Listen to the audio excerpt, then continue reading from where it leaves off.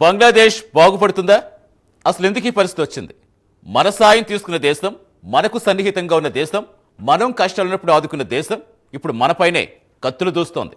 అక్కడున్న హిందువులపై అరాచకాలకు పాల్పడుతుంటే చోద్యం చూస్తోంది. ఎందుకు ఇలా జరుగుతోంది? బంగ్లాదేశ్లో అరాచక శక్తుల ఆగడాలు మితిమీరిపోతున్నాయి. వీరిని అడ్డుకోవడంలో అక్కడ తాత్కాలిక ప్రభుత్వం దారుణంగా విఫలమైంది. దీంతో సామాన్యుల ప్రాణాలకు రక్షణ లేకుండా పోతోంది. క్షేత్రస్థాయిలో పరిస్థితులు ఇంకా నివురుగప్పిన నిప్పులాగే ఉన్నాయి.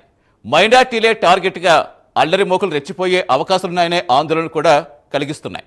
ఒక్క మాటలో చెప్పాలంటే బంగ్లాదేశ్లో హిందువులపై జరుగుతున్న దాడులు పీక్స్కు చేరుకున్నాయి. హిందూ కుటుంబాలు, వారి ఆస్తులు, వ్యాపార సంస్థలే లక్ష్యంగా దాడులు జరగడంతో అక్కడ భయాందోళన నెలకొంది. కేవలం 18 రోజుల్లో 6 హిందువులు హత్యకు గురయ్యారంటే అక్కడ పరిస్థితి ఎంత దుర్భరంగా ఉందో అర్థమవుతోంది. కేవలం 24 గంటల్లో 2 హిందువులను దారుణంగా హత్య చేయటం అంతర్జాతీయ స్థాయిలో కలకలం రేపుతోంది. మరి హిందువుల రక్షణకు యూఎస్ ప్రభుత్వం తీసుకుంటున్న చర్యలేంటి?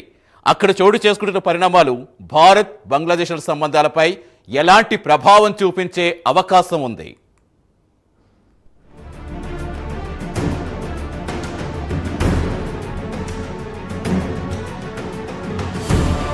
బంగ్లాదేశ్లో ఎప్పుడేం జరుగుతుందో తెలియని పరిస్థితి కనిపిస్తోంది.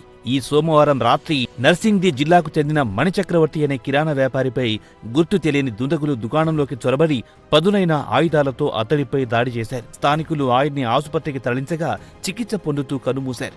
ఈ ఘటన జరిగిన కొద్ది గంటల ముందే యశోర్ జిల్లాలో ఓ ఐస్ ఫ్యాక్టరీ యజమాని, స్థానిక పత్రికా సంపాదకుడైన 45 ఏళ్ల రాణా ప్రతాప్ కూడా దారుణ హత్యకు గురయ్యారు. దుండగులు ఆయన్ను ఫ్యాక్టరీ బయట పిలిచి గొంతు కోసి తలలో 3 సార్లు కాల్చి చంపి పరారయ్యారు.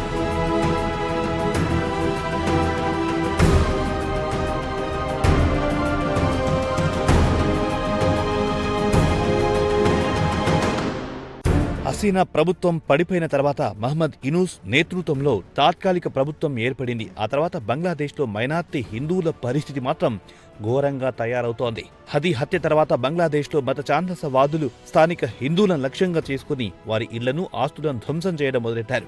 బ్లాస్ఫెమీ పేరుతో అమాయక హిందువుల ప్రాణాలు తీస్తున్నారు. 18 రోజుల్లోనే హిందూ వర్గానికి చెందిన 6 హత్యకు గురయ్యారు.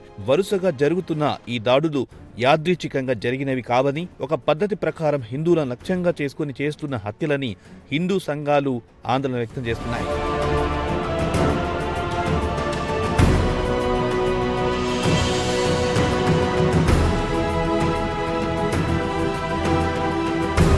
మరోవైపు ఆ దేశంలో చోటు చేసుకుంటున్న పరిణామాలు భారత్ బంగ్లాదేశ్ మధ్య దౌత్య సంబంధాలు రోజురోజుకు బలహీనపడుతున్నాయా అంటే అవునని చెప్పాలి. బంగ్లాదేశ్తో భారత్కు సుదీర్ఘకాలం సత్సంబంధాలున్నాయి. కానీ గత ఏడాది నుంచి సీన్ రివర్స్ అయింది.